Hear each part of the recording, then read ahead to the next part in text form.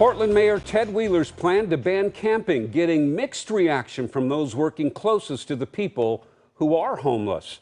At 5 o'clock, I'm Jeff Gianola. And I'm Elizabeth Dinh. The mayor says people illegally camping would be referred to a sanctioned campsite, and that's where services for housing and mental health would be available. Our Brandon Thompson live at City Hall getting reaction from those organizations about this plan. I know there's mixed reaction to this, Brandon.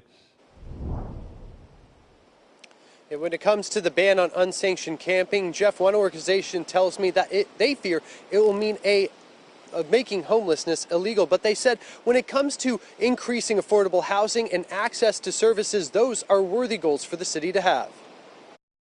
A ban on unsanctioned camping across Portland. This is the best and the worst of possible plans. Comes with other goals from Portland Mayor Ted Wheeler, including creating 3 sanctioned campsites, he says, to get people who are homeless closer to services. Any place where people have access to services, in my mind, is an improvement over the reality that a lot of times people don't have that kind of access. All Good Northwest operates several shelters in Portland, from the Multnomah Village Safe Rest site to the Congregate Shelter for 125 adults on Market Street. Goebel says if the sanctioned campsites are to be effective, it's going to take manpower. To work with them in a concentrated area is a fantastic opportunity because ultimately what we want to do is to see folks move into permanent supportive housing. They're bringing forward these ideas around making homelessness itself illegal, and they're not actually getting input from unhoused people. Both Sand and Goebel agree the mayor's goal for 20,000 affordable housing units is good for the city,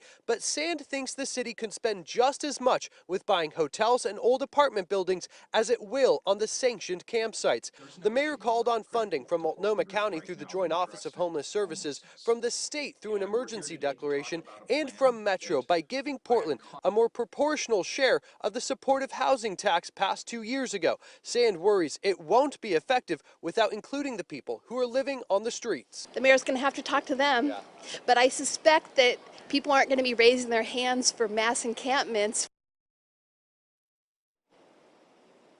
Sand says she wants the mayor to speak to people who are homeless himself before creating these policies. I asked his office about that. They said that these policies were formed in the mayor's conversation with the impact reduction team, and that team speaks to people nearly every day. Reporting live at City Hall, Brandon Thompson, KOIN 6 News.